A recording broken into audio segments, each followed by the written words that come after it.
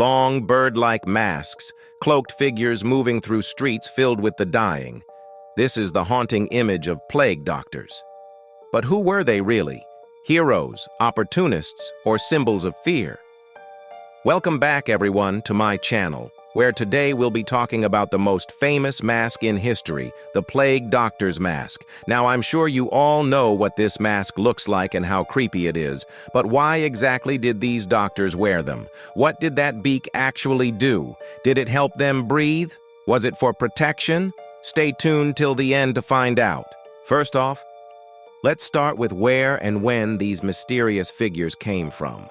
The Black Death was a horrible disease that spread across Europe during the Middle Ages.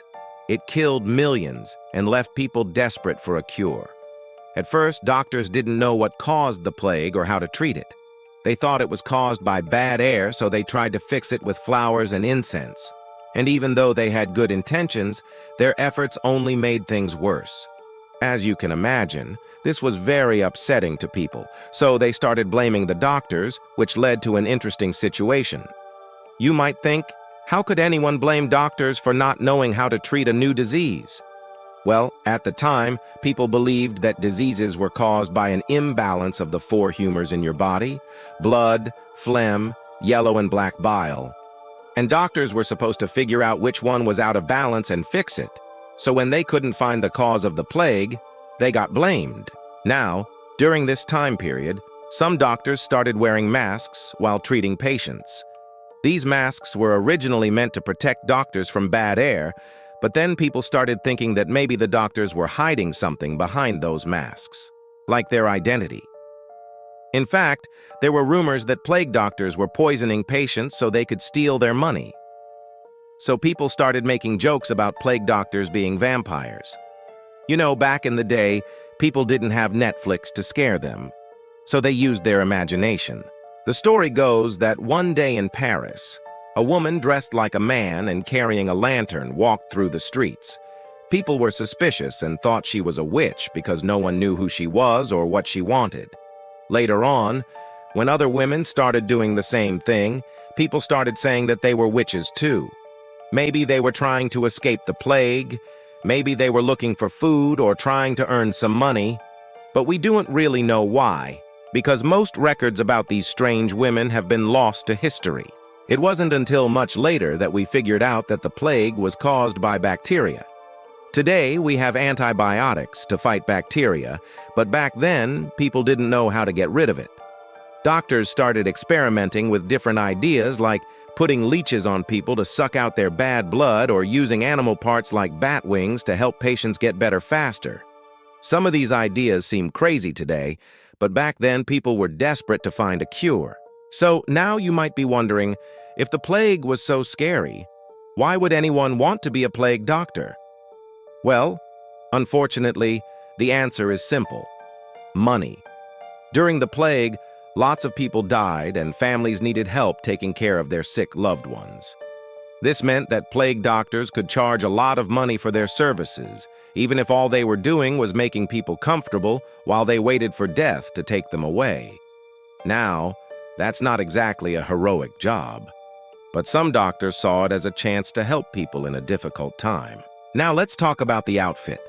We usually picture plague doctors wearing long, dark coats and wide-brimmed hats, but that look changed over time. In the beginning, doctors wore regular clothes while visiting patients. But after people started thinking doctors were spreading the plague on purpose, they started wearing protective clothing. At first, it was just a long robe to cover up.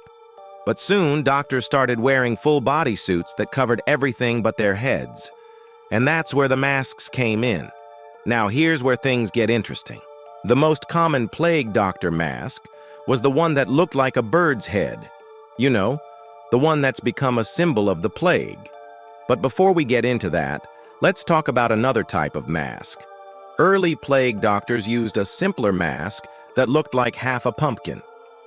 These masks had a tube attached to them that doctors would stick in their mouths while visiting patients. That way, instead of breathing through their noses, they would breathe through the tube. Doctors believed this would stop them from getting sick because the tube would filter out bad air. Unfortunately, it didn't work. and many doctors ended up getting sick anyway. As time went on, the pumpkin mask became more popular. These masks had 2 holes for eyes, 1 hole for the mouth and 2 tubes that doctors could use to breathe through. But here's the catch. Doctors never breathed through these tubes.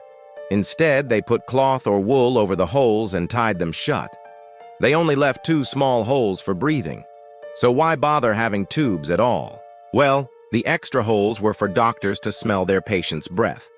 They believed that by smelling the patient's breath through the holes, they could tell what kind of sickness they had.